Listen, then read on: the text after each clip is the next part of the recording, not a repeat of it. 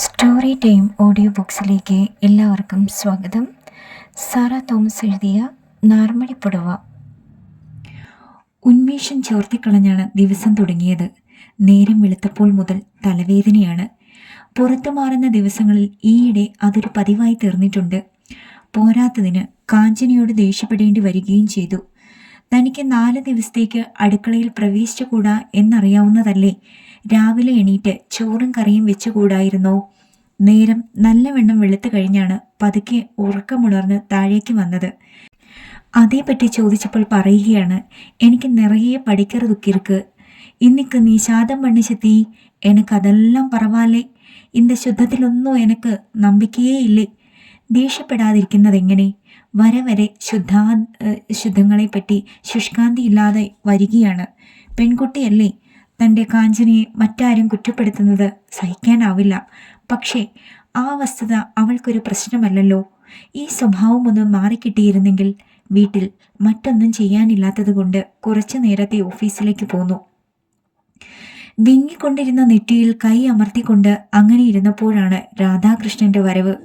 Kanakan sir ഒരു news അറിഞ്ഞോ? തൻ്റെ മേശക്കരിയിൽ നിൽപ്പും ഉറപ്പിച്ചു. അത് കേട്ട് വരാന്തയിൽ സിഗരറ്റ് പുകച്ചുകൊണ്ടിരുന്ന സോമനും അടുത്തുകൂടി. ഇന്നലെ ഓഫീസ് വിട്ട് ഞങ്ങൾ ടെന്നീസ് കളിച്ചുകൊണ്ട് നിന്നപ്പോൾ നമ്മുടെ വത്സാച്ചെറിയാൻ സ്റ്റോർ വഴിയൊക്കെ ചുറ്റിത്തിരിയുന്നുണ്ടായിരുന്നു. കുറച്ചു കഴിഞ്ഞ് ഇങ്ങോട്ട് കയറുന്നത് കണ്ടു. ഞാൻ കളി കഴിഞ്ഞ് നമ്മുടെ കൊന്നയുടെ മൂട്ടിൽ ദാസനുമായി സംസാരിച്ചുകൊണ്ട് നിൽക്കുമ്പോൾ കാണാം വത്സാച്ചെറിയാൻ ഓഫീസിൽ നിന്ന് ഇറങ്ങി വരുന്നു, ഒരു ശരം വിട്ടതുപോലെ. ഒരു 10 മിനിറ്റ് കഴിഞ്ഞില്ല അതിനു മുമ്പ് നമ്മുടെ കഥാപുരുഷനും. പരിപാടി ഏതുവരെ പുരോഗമിച്ചു എന്ന് മാത്രം പിടികിട്ടിയില്ല. എന്തറിയാനാണ്, മിണ്ടാപ്പൂച്ച കലം അടുത്ത് തന്നെ ഉടയ്ക്കും, അത്ര തന്നെ. സെക്ഷനിൽ വെച്ച് അയാൾ വലിയ ജെന്റിൽമാൻ കളിക്കുന്നു എന്ന് കരുതി ജം ബിസ്ക്കറ്റ് പോലുള്ള ഒരു പെണ്ണ് തുനിഞ്ഞിറങ്ങിയാൽ എന്താ, അയാൾ സന്യാസിയോ മറ്റോ ആണോ? ഒരു പക്ഷേ നമ്മുടെ കനകം സാർ ഇരിക്കുന്ന ഈ കസേര പോലും ഇന്നലെ ഒരു പ്രേമ നാടകത്തിന് സാക്ഷ്യം വഹിച്ചേക്കാം. കൂട്ടച്ചിരിയുടെ ബഹളത്തിൽ സൂപ്രണ്ട് വന്നതറിഞ്ഞതേയില്ല.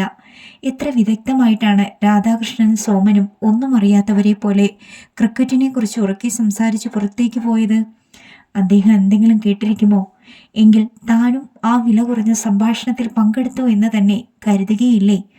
ഓ, തന്നെപ്പറ്റി അത്തരം ഒരഭിപ്രായം ഉണ്ടായാൽ? ഓർത്തപ്പോൾ തന്നെ വിയർപ്പിൽ കുളിച്ചു പോയിരുന്നു. എന്താ, സുഖമില്ലേ? അദ്ദേഹമാണ് ചോദിക്കുന്നത്. തന്നെ പരിഹസിക്കുകയായിരിക്കുമോ? അറച്ചറച്ച് മുഖമുയർത്തി നോക്കി. ആ കണ്ണുകളിലെ നിഷ്കപട ഭാവം കണ്ടപ്പോഴാണ് ശ്വാസം നേരെ വീണത്. വല്ലാതെ വിയർക്കുന്നല്ലോ. ഇല്ല, എനിക്കൊന്നുമില്ല, വിക്കി പറഞ്ഞു. നേരെ പോയി ഫാൻ ഫുൾ സ്പീഡിൽ ഇട്ടിട്ടാണ് വന്നിരുന്നത്. ജോലി ഒരു കണക്കിന് ചെയ്തു എന്നേ ഉള്ളൂ. തലയുടെ വിങ്ങൽ മനസ്സിനെയും ബാധിച്ചതുപോലെ. ആകെ കൂടി ഒരു വല്ലായ്മ.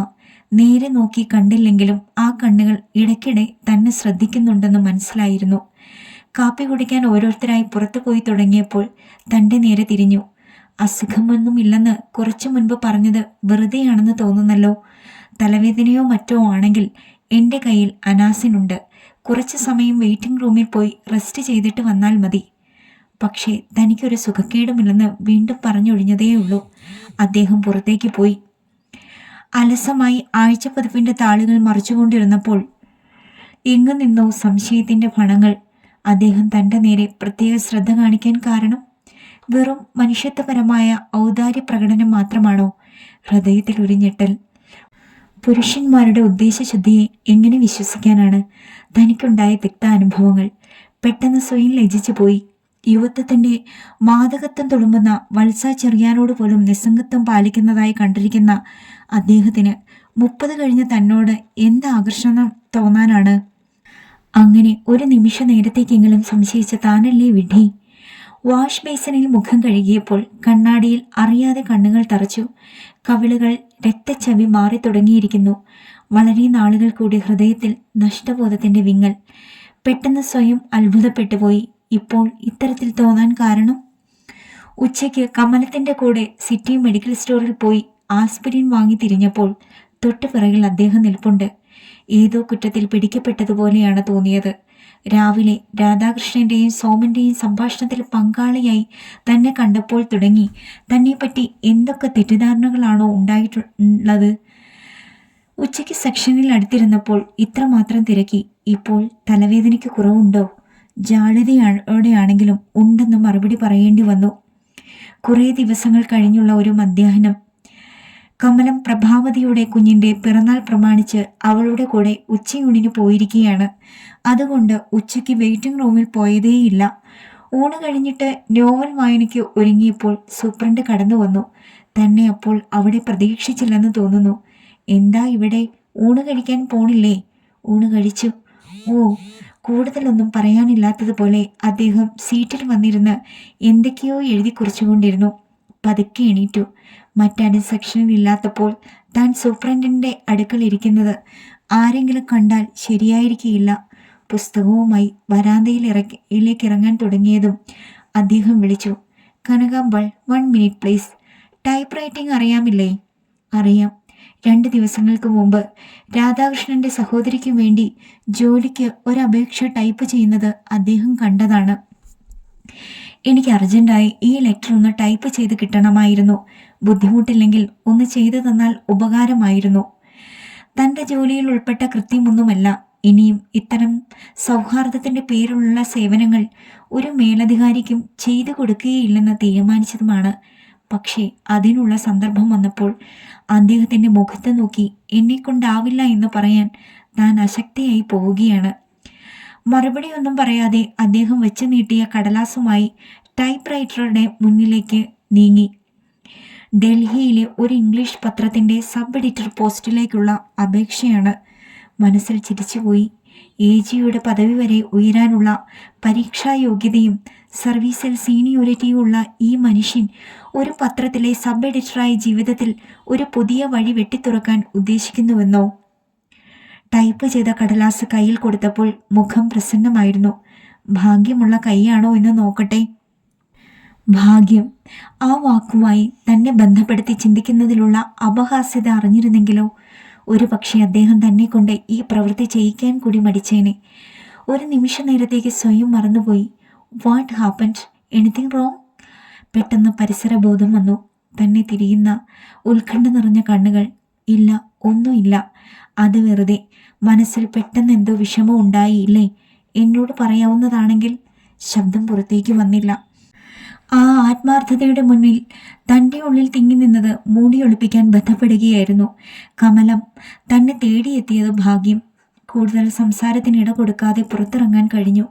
ഉച്ചയ്ക്ക് ഇരുത്തി പണിയെടുപ്പിക്കുകയായിരുന്നോ? കമലത്തിൻ്റെ സ്വരത്തിൽ അമർഷത്തിൻ്റെ അലകൾ. ഇല്ല, ഞാൻ ഊണ് കഴിഞ്ഞ് ഒരു നോവൽ വായിക്കാൻ തുടങ്ങുകയായിരുന്നു. സൂപ്രണ്ട് മറ്റെന്തോ കാര്യത്തിന് വന്നേയുള്ളൂ. എന്തുകൊണ്ടാണ് സത്യം മറച്ചു വെച്ച് താൻ അങ്ങനെ പറഞ്ഞത്? മനസ്സ് ഉത്തരം മുട്ടി നിൽക്കുന്നത് പോലെ. കേട്ടോ ചേച്ചി, ഊണ് ഗംഭീരമായിരുന്നു.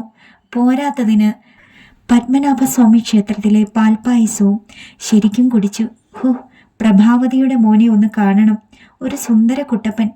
ഞാൻ നമ്മുടെ ലേഡി സ്റ്റോറിൽ നിന്നും പുതിയ മോഡലിലുള്ള ജോൺസൺ പൗഡർ ടിൻ വാങ്ങിക്കൊടുത്തു. ആട്ടെ, ഇവിടെ എന്തൊക്കെയാണ് വിശേഷങ്ങൾ? നമ്മുടെ വത്സ ചെറിയാൻ? ഇല്ല, ഒന്നും ചോദിക്കുന്നില്ല. ചേച്ചിക്കൊന്നും അറിഞ്ഞുകൂടായിരിക്കും. ഇന്ന് വന്നിട്ടില്ല, അത് മാത്രം അറിയാം. ഓ, ഞാൻ മറന്നുപോയി. SAS പഠിക്കാൻ ഇന്ന് തൊട്ട് ലീവ് എടുക്കാൻ പോകുന്നു എന്ന് കോഫി ഹൗസിൽ വെച്ച് പറയുന്നത് കേട്ടു. എന്തോ, അതൊന്നും ഞാൻ അറിഞ്ഞില്ല. അങ്ങനെ നമ്മളെപ്പോലെ കൂടെ ജോലി ചെയ്യുന്നവരെ അറിയിക്കേണ്ട കാര്യമല്ലല്ലോ. അത് അടുത്ത് തന്നെ സൂപ്രണ്ടും മിസ്സിസ് സൂപ്രണ്ടും ഒക്കെ ആകേണ്ട വ്യക്തിയല്ലേ? മിസ്സിസ് സൂപ്രണ്ടോ? അതെ, സൂപ്രണ്ടിൻ്റെ ഭാര്യയെ. അല്ലാതെ എന്താണ് പറയുക? ഈ ചേച്ചിക്ക് അവർ തമ്മിൽ ഒന്നുമില്ലെന്നാണ് വിചാരം. വെളിയിൽ കേൾക്കുന്ന കഥകൾ. അവർ ഒന്നിച്ച് ഇപ്പോഴും ഇല്ല. ഞാനൊന്നും പറയുന്നില്ല. പക്ഷേ ഉച്ചഭക്ഷണം കഴിഞ്ഞ് സെക്ഷനിൽ എല്ലാവരും എത്തിക്കഴിഞ്ഞപ്പോഴാണ് അവൾ സംസാരം മതിയാക്കി പോയത്. പിറ്റേ ദിവസം എല്ലാവരും ഭക്ഷണത്തിന് പോയിട്ടും സൂപ്രണ്ട് എന്തോ എഴുതിക്കൊണ്ടിരിക്കുകയാണ്. അദ്ദേഹം പോയി കഴിഞ്ഞ് ലഞ്ച് ബോക്സും എടുത്തു പോകാമെന്ന് കരുതി വരാന്തയിൽ നിൽക്കുകയായിരുന്നു. കനകാമ്പാൾ ഊണ് കഴിക്കുന്നില്ലേ? ആരാണ്? തിരിഞ്ഞു നോക്കി. തൊട്ടുപുറകിൽ അദ്ദേഹം നിൽപ്പുണ്ട്. ഹൃദയമിടിപ്പുകളുടെ വേഗത കൂടിയിരുന്നു. തലേ ദിവസത്തെ സംഭാഷണത്തിന് ശേഷം ആവുന്നത്ര അകന്നു മാറി കഴിയണമെന്നായിരുന്നു മനസ്സിൻ്റെ തീരുമാനം. സൂക്ഷിക്കേണ്ടത് താനാണ്. കൂടുതൽ ലോഹ്യത്തിന് പോയി ആവശ്യമില്ലാത്ത അടുപ്പത്തിന് ഇടവരുത്തിയാൽ. ഞാനൊരു കാര്യം ചോദിച്ചു കൊള്ളട്ടെ, തെറ്റിദ്ധരിക്കരുത്. മുഖവുര കേട്ടപ്പോഴേ മനസ്സിലൊരു മരവിപ്പ്. എന്താണാവോ അറിയേണ്ടത്? തന്നെ പറ്റിയാണോ? തനിക്ക് ഒന്നും പറയാനില്ലെന്ന് കടുപ്പിച്ച് പറഞ്ഞ് അകത്തേക്ക് പോയാലോ? പക്ഷേ കാലുകൾ ചലിച്ചില്ല. ഇല്ല, അതിനുള്ള തൻ്റെ ഇടം തനിക്കുണ്ടെന്ന് തോന്നുന്നില്ല. മനസ്സിൽ എന്തോ വിഷമം കൊണ്ട് നടക്കുകയാണ്. ആദ്യം മുതലേ എനിക്കങ്ങനെ തോന്നിയിരുന്നു. എനിക്കങ്ങനെ പ്രത്യേക വിഷമങ്ങളൊന്നുമില്ല. ആവുന്നത്ര നിർവികാരതയോടെ ഇടയ്ക്ക് കയറി പറഞ്ഞു. അത് വെറുതെ. മുഖത്ത് നോക്കിയാൽ തന്നെ അറിയാമല്ലോ. വീട്ടിൽ നിന്നും മാറി താമസിക്കുന്നത് കൊണ്ടാണോ? അത്ഭുതത്തോടെ തലയുയർത്തി നോക്കിപ്പോയി. അങ്ങനെ തോന്നാൻ കാരണം? അപ്പോൾ ഹോസ്റ്റലിലല്ലേ താമസം? എന്തോ ഇത്രയും ദിവസം ഞാൻ അങ്ങനെ സ്വയം ധരിച്ചു വെച്ചിരുന്നു. എന്തുകൊണ്ടോ വളരെ ഹോംസിക് ആണെന്ന് എനിക്ക് തോന്നിയിരുന്നു. ഒരതിശയം പോലെ പറഞ്ഞു. മാരീഡാണോ? കുറെ കഴിഞ്ഞ് ശങ്കിച്ച് ചോദിച്ചു. നിശബ്ദം തല കുലുക്കാനേ കഴിഞ്ഞുള്ളൂ. പെട്ടെന്ന് സംശയ നിവൃത്തി വന്നതുപോലെ ചിരിച്ചുകൊണ്ട് പറഞ്ഞു. ഹസ്ബൻഡിന് ദൂരെയായിരിക്കും ജോലി. അത് വരട്ടെ, എന്തുകൊണ്ടാണ് ഇതിനു മുമ്പ് എനിക്കത് തോന്നാത്തത്? വിറയ്ക്കുന്ന അധരങ്ങൾ കടിച്ചമർത്തി. ശബ്ദം പുറത്തേക്ക് വന്നില്ല. കണ്ണുകൾ നിറഞ്ഞുവോ? പെട്ടെന്ന് ആ മുഖഭാവം മാറി.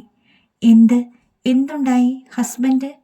എന്തോ തിരിയുന്നത് പോലെ തൻ്റെ മുഖത്ത് പറ്റിക്കൂടി നിന്ന കണ്ണുകൾ പെട്ടെന്ന് ഒഴിഞ്ഞ കഴുത്തിൽ തറച്ചു നിന്നു. Oh, I am sorry, really sorry. നോക്കൂ, എന്നോട് ക്ഷമിക്കൂ. ഞാൻ ഇത്തരത്തിലൊന്നും ഉദ്ദേശിച്ചതേയില്ല. ഞാൻ എന്ത് പറയട്ടെ? വെറുതെ വേണ്ടാത്തതൊക്കെ ചോദിച്ച്. കുണ്ഠിതം കൊണ്ട് വീർപ്പ് മുട്ടുന്ന വാക്കുകൾ.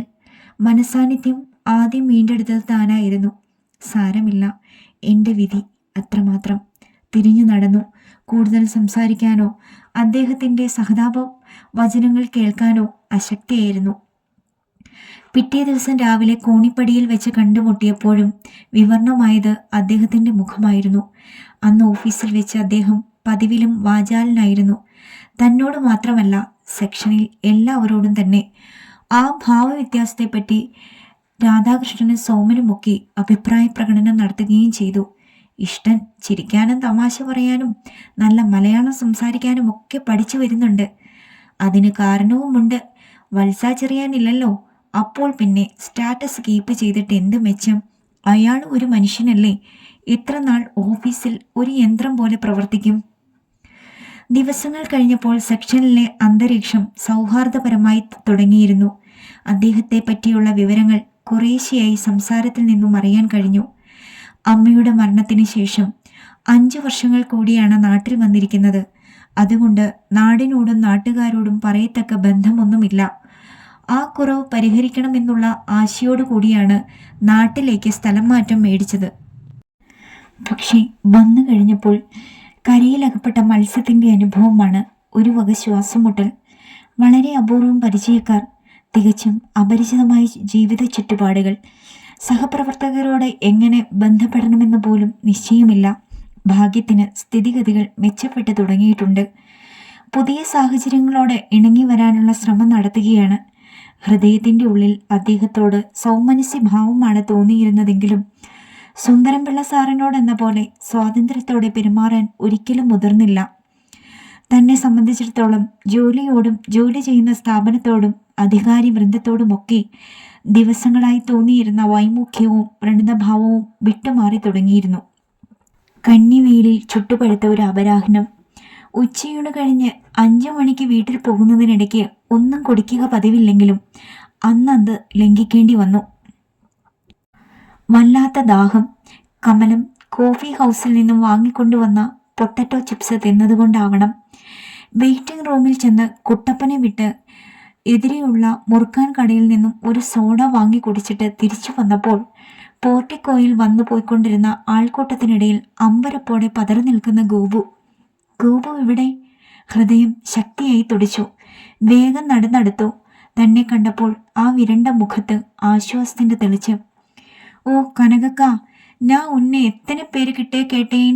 അവൻ്റെ ചുണ്ടുകൾ വിതുമ്പുകയായിരുന്നു. എന്താ ഗോപു, എന്നാ അച്ഛ? സ്വരം പതറിപ്പോയിരുന്നു. താത്താവെ കാറിടിച്ചത്. ജനറൽ ആസ്പത്രിയിൽ കൊണ്ടുപോയിരിക്ക. ശ്വാസം തടഞ്ഞുപോയി. ഈശ്വര, അപ്പാവൊക്കെ ആക്സിഡൻറ്റോ? എന്തെങ്കിലും സംഭവിച്ചാൽ? ഒന്ന് ശീഘ്രം കൂട്ടിയിട്ട് വരാ, അമ്മ ചൊല്ലിയിരിക്ക. കൂടുതൽ കേൾക്കാൻ നിന്നില്ല. നീ ഇங்கே നില്ല്, ഞാൻ പറയും. പടിക്കെട്ടുകൾ ഓടി കയറിയ കിതപ്പോടെ സൂപ്രണ്ടിന്റെ മുമ്പിൽ ചെന്ന് നിന്നപ്പോഴേ അദ്ദേഹം ഉത്കണ്ഠയോടെ തിരക്കി കഴിഞ്ഞു. എന്താ, എന്തു പറ്റി? കുടയും ബാഗുമായി പുറത്തിറങ്ങിയപ്പോൾ അദ്ദേഹവും ഒപ്പമുണ്ടായിരുന്നു. തനിച്ചു പോകേണ്ട, എഒയുടെ അടുക്കൽ പറഞ്ഞിട്ട് ഞാൻ കൂടി വരാം. ഒന്നും മിണ്ടിയില്ല. പുറയ്ക്കുന്ന കാലുകൾ വലിച്ചു നീട്ടി നടക്കാൻ ശ്രമിക്കുകയായിരുന്നു. മനസ്സ് ഇളകി മറിയുന്ന സമുദ്രം പോലെ. താത്ത റോഡരികെ ചേർന്ന് നടക്കുകയായിരുന്നു. കോട്ടയ്ക്ക് വെളിയിൽ നിന്നും പാഞ്ഞു വന്ന ഒരു ടാക്സി കീലിട്ട റോഡ് വിട്ട് താത്തായുടെ ദേഹത്ത് വന്ന് മുട്ടിയതാണ്. താത്ത വീഴുന്നത് കണ്ടിട്ട് അവർ നിർത്താതെ പോയി കളഞ്ഞു. വീടിന്റെ അടുത്ത് വെച്ച് സംഭവം നടന്നത് ഭാഗ്യം. നടപ്പടിയിൽ ഗണേശനെയും വെച്ച് കൊണ്ടിരുന്ന അമ്മ എല്ലാം കണ്ടു. അവർ വിളിച്ചു കൂകിയത് കേട്ടു. 2 പേപ്പർ തകരം കുപ്പിക്കാരാണ് സഹായത്തിനെത്തിയത്. താത്തയെ ടാക്സി പിടിച്ച് ആശുപത്രിയിൽ എത്തിച്ചതും അവരാണ്. ഉച്ച കഴിഞ്ഞ സമയമായതുകൊണ്ട് അടുത്ത വീടുകളിലൊന്നും ആണുങ്ങളില്ലായിരുന്നു. സ്കൂൾ വിട്ട് നേരത്തെ വീട്ടിലെത്തിയ താനല്ലാതെ ശങ്കരി മാമിയും എവിടെയോ പോയിരിക്കുകയാണ്. അതാണ് താനും കൂടെ പോന്നത്. ഗോവു തപ്പി തടഞ്ഞു പറഞ്ഞ വിവരങ്ങളിലൊന്നും ശ്രദ്ധ ഉറച്ചു നിന്നില്ല. അപ്പാവുടെ സ്ഥിതി എന്താണോ? എന്തെങ്കിലും സംഭവിച്ചാൽ? ഇല്ല ഇല്ല, അതിനപ്പുറം ചിന്തിക്കാൻ തനിക്ക് ശക്തിയില്ല. അദ്ദേഹം ഒപ്പമുണ്ടായിരുന്നത് കൊണ്ട് ടാക്സി പിടിച്ചതും ആശുപത്രിയിൽ എത്തിച്ചതും ബന്ധപ്പാട് കൂടാതെ കഴിഞ്ഞു. കാഷ്വാലിറ്റിയിൽ പോയി വിവരം തിരക്കിയതും അദ്ദേഹമാണ്. ഒരു മരപ്പാവ് പോലെ പിന്തുടരാനേ കഴിഞ്ഞുള്ളൂ. തൽക്കാലം ഒന്നും വിഷമിക്കാനില്ലെന്നാണ് ഡോക്ടർ പറയുന്നത്. ഭാഗ്യത്തിന് മുറിവുകളും ഒടിവുകളും ഒന്നുമില്ല. പിന്നെ ആക്സിഡന്റിന്റെ ഷോക്ക് കൊണ്ട് ഇപ്പോൾ ബോധമില്ലാതെ കിടക്കുന്നുവെന്ന് മാത്രം. വരൂ, നമുക്ക് അങ്ങോട്ട് പോകാം. ഒബ്സർവേഷൻ റൂമിൽ കിടത്തിയിരിക്കുകയാണ്. അത്രയും കേട്ട് കഴിഞ്ഞപ്പോഴാണ് ശ്വാസം നേരെ വീണത്. ദൂരെ വെച്ച് കണ്ടതും അലമേലു മാമി ഓടി അലച്ചെത്തിക്കഴിഞ്ഞു. അമ്മ കനകം, നീ വന്തിയോടി? அந்த டாக்ஸிக்காரன் கூலிக்கு அவசரமா நிக்கிறா. எங்க இல்லே ஏது பணம்? அது சொன்னா அவனுக்கு எப்படி புரிയും? അപ്പ അല്ല, ടാക്സിക്കാരനാണ് അവർക്ക് പ്രശ്നം. ഒരു കണക്കിന് അവരെ തട്ടി മാറ്റിയിട്ട് അപ്പ കിടക്കുന്നയിടത്തേക്ക് പാഞ്ഞെടുക്കുകയായിരുന്നു. ഉയർന്നു വന്ന തേങ്ങലുകൾ അമർത്തി അപ്പ വിളറി വെളുത്ത് ചന്നം മറ്റ് കിടക്കുകയാണ്.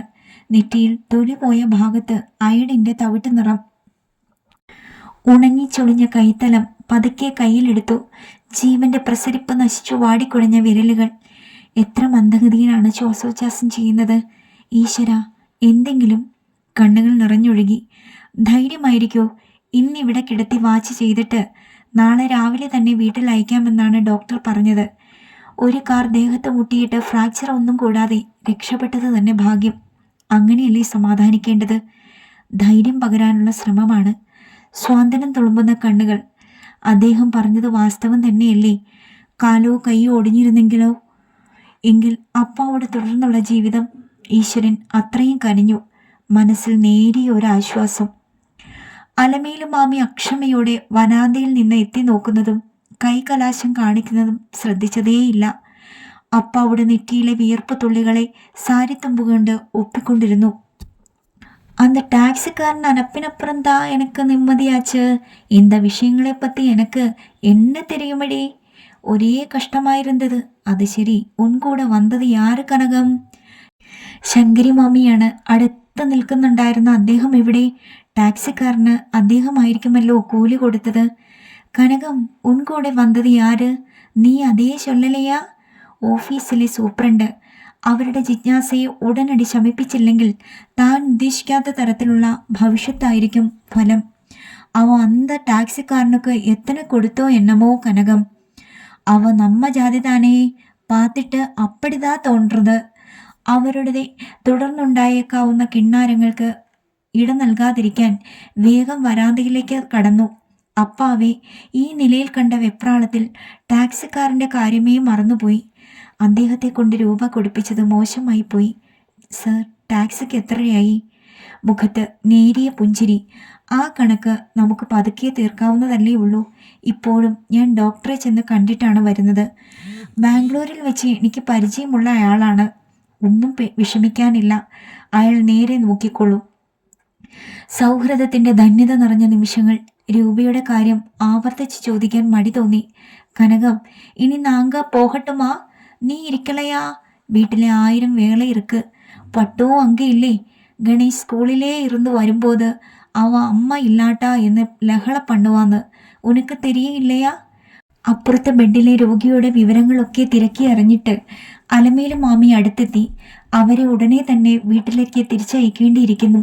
സ്കൂൾ വിട്ട് വന്ന് ഈ വിവരം അറിയുമ്പോൾ കാഞ്ചനയുടെ സ്ഥിതി എന്തായിരിക്കുമോ? എല്ലാം വിശദമായി അവളോട് പറഞ്ഞ് സമാധാനിപ്പിച്ചിട്ട് വീട് പൂട്ടി ശങ്കരി മാമിയുടെ വീട്ടിലേക്ക് പോകാൻ നിർദ്ദേശവും നൽകാൻ അലമേലു മാമിയെ പറഞ്ഞേൽപ്പിച്ചു. അവരെ യാത്രയാക്കാൻ തുടങ്ങിയപ്പോൾ അദ്ദേഹം പറഞ്ഞു, രാത്രിയിൽ ആരെങ്കിലും പുരുഷന്മാർ പേഷ്യൻറ്റിൻ്റെ അടുക്കൽ ഉണ്ടായിരിക്കുന്നതാണ് നല്ലതെന്ന് ഡോക്ടർ പറഞ്ഞു. ഒബ്സർവേഷൻ റൂമല്ലേ, ചിലപ്പോൾ ആളും ബഹളവുമായിരിക്കും. സ്ത്രീകൾക്ക് ഇരിക്കാൻ ബുദ്ധിമുട്ടാണ്. ആ വിവരം കൂടെ പറഞ്ഞയച്ചേക്കോ? മറുപടി ഒന്നും പറഞ്ഞില്ല. തങ്ങളുടെ വീട്ടിൽ മറ്റൊരു ആൺതുണയില്ലെന്ന് അദ്ദേഹം അറിയേണ്ടതില്ലല്ലോ. രാധാകൃഷ്ണനും സദാശിവനും ആന്റണിയും ഒക്കെ വന്നു കയറിയപ്പോഴാണ് മണി 5 കഴിഞ്ഞിരിക്കുന്നുവെന്നോർത്തത്. എല്ലാവരും തനിക്ക് ആശ്വാസം പകരാനുള്ള ശ്രമമാണ്. രാധാകൃഷ്ണൻ പുറത്തു പോയി കുറേ ഓറഞ്ച് വാങ്ങിക്കൊണ്ടു വന്നു കഴിഞ്ഞു. അദ്ദേഹം പോകാനായി ഇറങ്ങി. കൂട്ടരൊക്കെ എത്തിയിട്ടുണ്ടല്ലോ, ഇനി ഞാൻ ഇറങ്ങട്ടെ. നോക്കൂ, വേണ്ടാത്തതൊന്നും ഓർത്ത് വിഷമിക്കരുത്. നാളെ രാവിലെ പോകാമല്ലോ.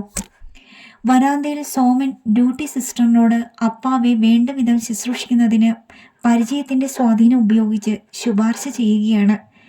സെക്ഷനിൽ വെച്ച് അവരുടെ കളിതമാശകളിലോ ഇടയ്ക്കിടെ എടുത്തിടാറുള്ള അപവാദ വ്യവസായത്തിലോ അശേഷം പങ്കുചേരാത്ത തന്നോട് ഇത്ര ആത്മാർത്ഥതയോ?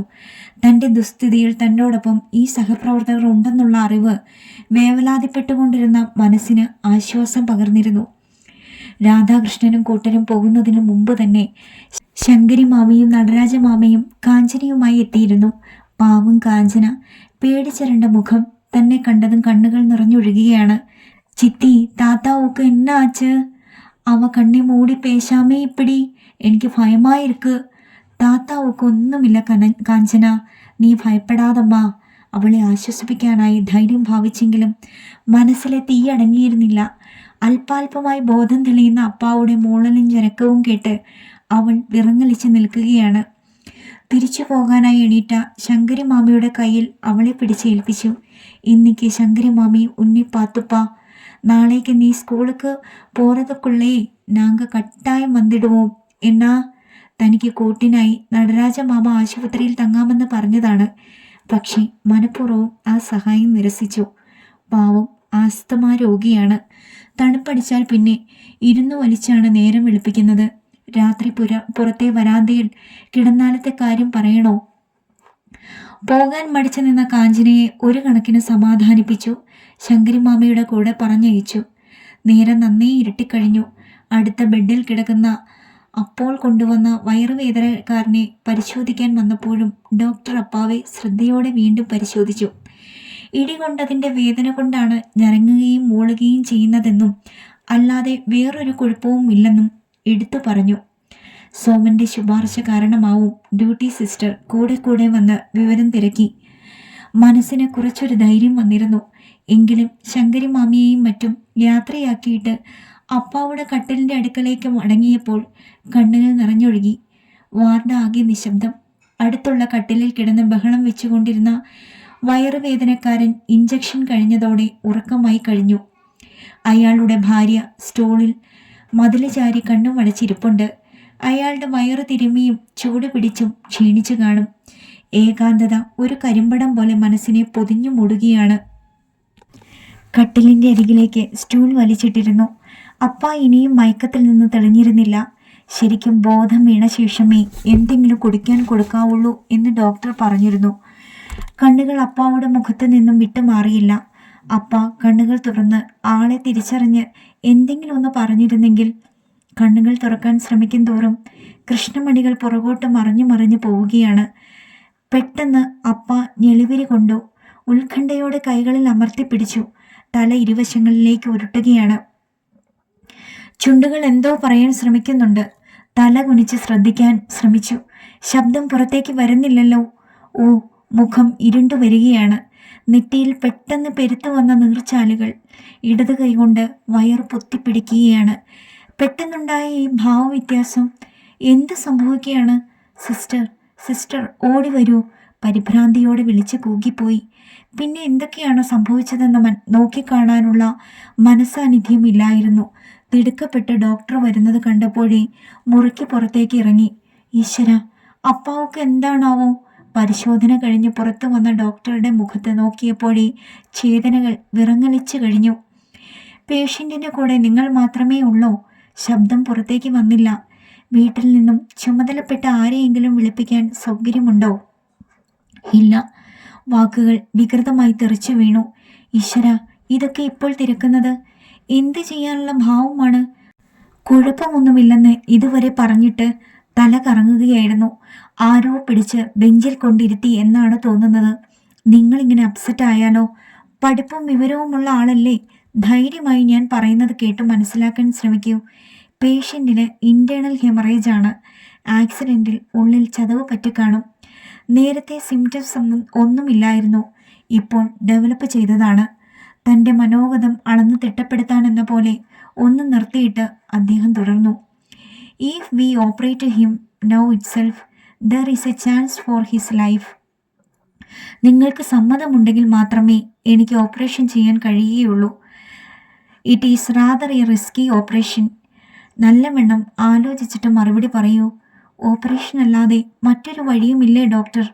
നിരർത്ഥകമെന്ന് അറിയാമായിരുന്നെങ്കിലും മനസ്സിൽ അവശേഷിച്ച ആശയുടെ ലാഞ്ചന അടക്കാൻ കഴിഞ്ഞില്ല. Sorry, operation is the only chance. Doctor തീർത്തും വിധി കൽപ്പിക്കുകയായിരുന്നു.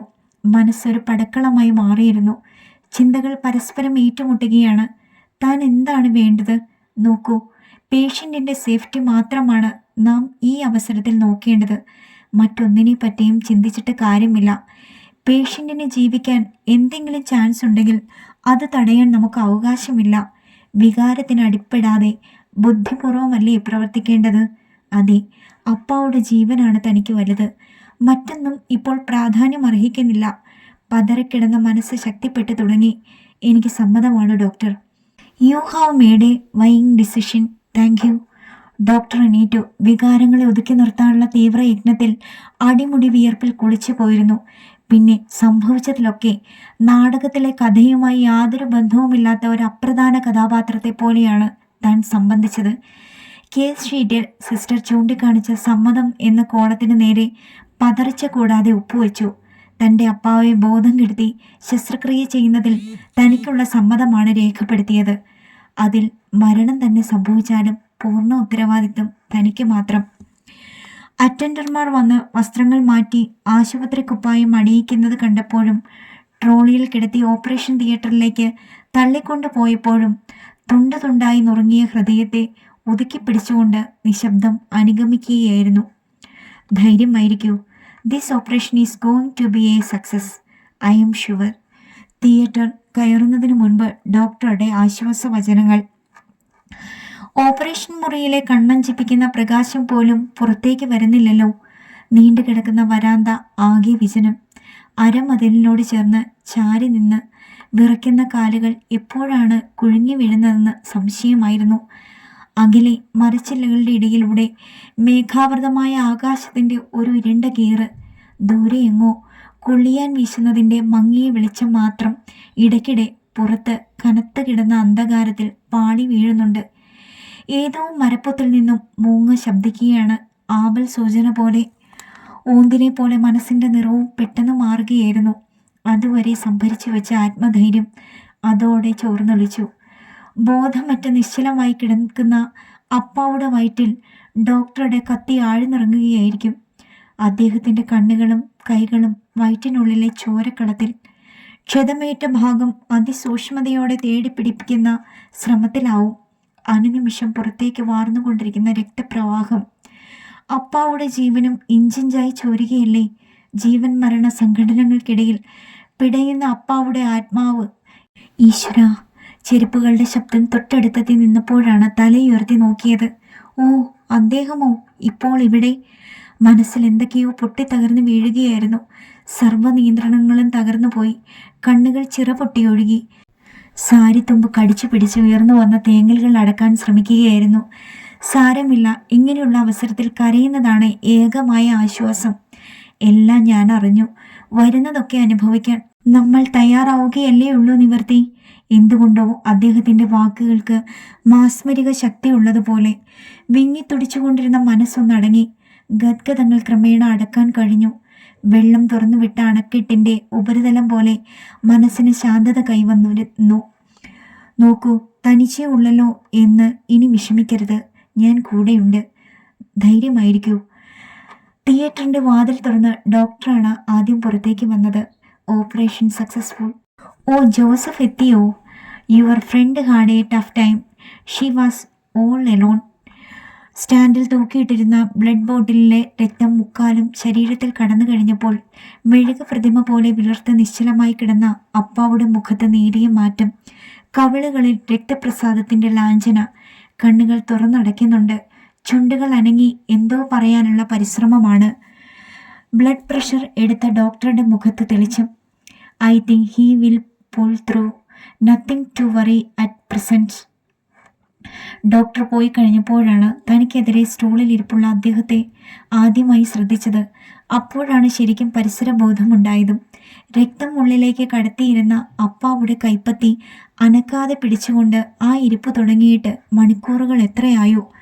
സ്വന്തം കൈകളുടെ വിറയൽ നിയന്ത്രിക്കാനാവാതെ വിമ്മിഷ്ടപ്പെട്ട തന്നെ അവിടെ നിന്ന് മാറ്റിയിരുത്തി ആ പ്രവൃത്തി അദ്ദേഹം സ്വയം ഏറ്റെടുക്കുകയായിരുന്നു. വിയർപ്പിൽ കുളിച്ചിരുന്ന ആ മുഖത്തേക്ക് നോക്കിയപ്പോൾ കുറ്റബോധം തോന്നി. അദ്ദേഹത്തിൻ്റെ സന്മനോഭാവത്തെ ഇത്രയും ചൂഷണം ചെയ്യാൻ തനിക്ക് എന്ത് അവകാശമാണ്? വേഗം എണീറ്റു. ഞാൻ അവിടെ ഇരുന്നോളാം. ഇത്രയും നേരം എൻ്റെ മനസ്സിൽ എന്തൊക്കെയായിരുന്നു? ശരിക്കും ബോധം കൂടിയില്ലായിരുന്നു. ഞാൻ വളരെ ബുദ്ധിമുട്ടിപ്പിച്ചു. സാരമില്ല, വിചാരിക്കാതെയല്ലേ എല്ലാം സംഭവിച്ചത്. അതിൻ്റെ മനോവിഷമമാണ്. പോരാത്തതിന് വേണ്ടപ്പെട്ടവർ ആരും തന്നെ കൂടെയില്ലാതെ. ആട്ടെ, വീട് എവിടെയാണെന്ന് പറഞ്ഞു തരൂ. ഇപ്പോൾ തന്നെ ഞാൻ പോയി വിവരം അറിയിക്കാം. വേണ്ട സാർ, ഇപ്പോൾ ആരെയും അറിയിക്കേണ്ടതില്ല. ഈ രാത്രി മുഴുവൻ ഇങ്ങനെ തനിച്ചിരിക്കാനോ? അമ്മയോ ബ്രദറോ സിസ്റ്ററോ ആരെങ്കിലും ഒരാൾ കൂടി ഉണ്ടെങ്കിൽ ഒരാശ്വാസമായിരിക്കും. എന്തെങ്കിലും ഒരാവശ്യം വന്നാൽ തന്നെയും. എനിക്ക് ആരുമില്ല. വാക്കുകൾ പതറി വീണു. ആരുമില്ലേ? വിശ്വസിക്കാനാവാത്തതുപോലെ അദ്ദേഹത്തിൻ്റെ നോട്ടം തൻ്റെ മുഖത്ത് തന്നെ തറച്ചു നിൽക്കുകയാണ്. മറുപടി ഒന്നും പുറത്തേക്ക് വന്നില്ല. ഓ, ഐ എം സോറി. കൂടുതലൊന്നും പറയാനാവാതെ വിഷണ്ണതയോടെ അദ്ദേഹം തല കുനിക്കുകയായിരുന്നു. ഇഴഞ്ഞു നീങ്ങുന്ന നിമിഷങ്ങൾ. ബ്ലഡ് ബോട്ടിൽ മിക്കവാറും കാലിയായി കഴിഞ്ഞിരുന്നു. സിസ്റ്റർ വെയിനിൽ നിന്നും നീഡിലൂരി പഞ്ഞി വെച്ച് അമർത്തിപ്പിടിച്ചു. അപ്പ വേദന കൊണ്ടെന്ന പോലെ ഞരങ്ങുന്നുണ്ട്. സിസ്റ്റർ ഇഞ്ചക്ഷനുമായി വന്നു. ഇനി സുഖമായി ഉറങ്ങിക്കൊള്ളും. ഒന്നും പേടിക്കാനില്ല. ഒരു മനസ്സമാധാനത്തിന് അപ്പാവുടെ വിവരം തിരക്കി സിസ്റ്ററോടൊപ്പം വരാന്ത വരെ ചെന്നിട്ട് തിരിച്ചു വന്നപ്പോൾ അദ്ദേഹം എണീറ്റു. പോകാനായിരിക്കും. ഇനിയെങ്കിലും ചെയ്ത ഉപകാരത്തിന് നന്ദി പ്രകടിപ്പിച്ചില്ലെങ്കിൽ ഞാനിപ്പോൾ വന്നേക്കാം. പറഞ്ഞു തീരുന്നതിനിടയ്ക്ക് പോയി കഴിഞ്ഞിരുന്നു. എങ്ങോട്ടാണാവോ? നന്ദി രേഖപ്പെടുത്താൻ മനസ്സിൽ അടുക്കിപ്പെറുക്കിയ വാക്കുകൾ വീണ്ടും ചിന്നിച്ചിതറി. ഭർത്താവ് വീട്ടിൽ പോയതാണോ? അടുത്ത ബെഡിലെ രോഗിയുടെ കൂടെയുള്ള വല്യമ്മയാണ്. എന്താണ് അവർ ചോദിച്ചത്? കുഞ്ഞിൻ്റെ ഭർത്താവ് എവിടെയാണ് പോയതെന്ന്. എൻ്റെ ഭർത്താവല്ല, സഹോദരനായിരിക്കും. മറുപടി പറഞ്ഞില്ല. അവർ കൂടുതൽ കൃത്തിക്കാഞ്ഞത് ഭാഗ്യം. അവരുടെ മകൻ്റെ കുടലിലെ പഴുപ്പിനെ പറ്റി വിസ്തരിച്ചു കൊണ്ട് നിന്നപ്പോൾ അദ്ദേഹം വന്നു. തോളിൽ ഒരു ഫ്ലാസ്ക് തൂങ്ങിക്കിടപ്പുണ്ട്. നേരത്തെ ഇല്ലായിരുന്നല്ലോ. ഫ്ലാസ്കിൻ്റെ അടപ്പിൽ ആവി പറക്കുന്ന ചായയോ കാപ്പിയോ എന്താണ് ഒഴിക്കുന്നത്? ഇതാ തൻ്റെ നേരെ വെച്ച് നീട്ടിയും കഴിഞ്ഞു. അയ്യോ, ഇതിനു വേണ്ടിയാണോ പോയത്? എനിക്കൊന്നും വേണ്ടിയിരുന്നില്ല. നല്ല കാര്യം. ഉച്ചയ്ക്ക് ശേഷം എന്തെങ്കിലും കഴിച്ചതാണോ? ഉത്തരമുണ്ടായിരുന്നില്ല. ഇതാ ഈ കാപ്പി കുടിക്കൂ. ക്ഷീണം മാറട്ടെ. രാത്രിയിൽ ഉറക്കമൊഴിഞ്ഞിരിക്കേണ്ടതല്ലേ. വിറയ്ക്കുന്ന കൈകളോടെ ഏറ്റുവാങ്ങിയപ്പോൾ എന്തു പറയണമെന്ന് അറിഞ്ഞുകൂടായിരുന്നു. ഉണങ്ങി വരണ്ട തൊണ്ടയിലൂടെ ചൂടും മധുരവുമുള്ള കാപ്പി ഇറങ്ങിയപ്പോഴാണ് സാമാന്യ മര്യാദ പോലും ഓർത്തുപോയത്. സാറ് കുടിച്ചില്ലല്ലോ. പെട്ടെന്ന് മറുപടി ഒന്നും പറഞ്ഞില്ല. കണ്ണുകളിൽ പ്രത്യേകമായ തിളക്കം. വളരെ നാളുകൾ കൂടി എന്നെക്കുറിച്ച് ആരെങ്കിലും അന്വേഷിക്കുകയാണ്. ആട്ടെ, ഇങ്ങനെ നോക്കിയിരിക്കുന്നത് എന്താണ്? മുഴുവനും കുടിക്കൂ. സാർ ഊണെങ്കിലും കഴിച്ചതാണോ? ഊണ് കഴിക്കാൻ മെയിൻ റോഡിൽ വന്നതുകൊണ്ടല്ലേ ഇതുവഴി കയറി ഒന്ന് അന്വേഷിച്ചിട്ട് പോകാമെന്ന് വെച്ചത്? എൻ്റെ ഭാഗ്യം. ഉള്ളിൽ തിങ്ങി നിന്ന കൃതജ്ഞത താൻ അറിയാതെ പുറത്തു വന്നു. അദ്ദേഹത്തിൻ്റെ കണ്ണുകൾ സംതൃപ്തിയുടെ തെളിച്ചം.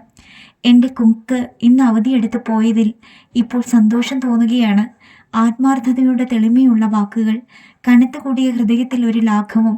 ആ സംഭാഷണം നീട്ടിക്കൊണ്ടു പോകാൻ മനസ്സ് താളം പിടിക്കുന്നത് പോലെ. തനിക്ക് എന്താണ് സംഭവിച്ചുകൊണ്ടിരിക്കുന്നത്? എവിടെയോ മണി 11 അടിക്കുന്ന ശബ്ദം. വേഗം എണീറ്റു. ഫ്ലാസ്ക് കഴുകി വൃത്തിയാക്കി തിരിച്ചേൽപ്പിച്ചു. മണി 11 കഴിഞ്ഞിരിക്കുന്നു. ഞാൻ വളരെ താമസിപ്പിച്ചു. സാറിന് ഉറങ്ങേണ്ട നേരമൊക്കെ തെറ്റ് കാണും. ഇത്ര നേരത്തെയോ? ഊണ് കഴിഞ്ഞ് മണിക്കൂറുകൾ പുസ്തകവുമായി കിടന്നു കഴിയുമ്പോൾ ഒന്ന് ഉറക്കം പിടിച്ചെങ്കിൽ ഭാഗ്യമായി. പുറത്ത് കാറ്റ് ആഞ്ഞു വീശുന്ന ശബ്ദം, കാറ്റിന് കുളിർമ. അടുത്ത് തന്നെ മഴ പെയ്തേക്കാം. സംഭാഷണങ്ങൾ ദീർഘിപ്പിച്ച് അദ്ദേഹത്തെ ഇനിയും താമസിപ്പിച്ചാൽ സാറ് ചെയ്ത ഉപകാരത്തിന് എങ്ങനെ നന്ദി പറയണമെന്നറിഞ്ഞുകൂടാ. പുറത്ത് ഇടിമുഴക്കം. സാറ് വീട്ടിൽ ചെല്ലുന്നതിന് മുൻപ് മഴ പെയ്യാതിരുന്നാൽ മതിയായിരുന്നു. ഞാൻ കാരണം. പെട്ടെന്ന് നിർത്തിപ്പോയി. അദ്ദേഹത്തിൻ്റെ മുഖത്തെ പ്രസാദം മങ്ങിയിരിക്കുന്നു. താൻ എന്തെങ്കിലും വരുതാത്തത് പറഞ്ഞോ? ഈ അവസരത്തിൽ ഞാൻ തനിച്ചാക്കിയിട്ട് പോകുമെന്നാണോ? അത്രയ്ക്ക് മനസാക്ഷിയില്ലാത്തവനായിട്ടാണോ എന്നെ കരുതിയിരിക്കുന്നത്?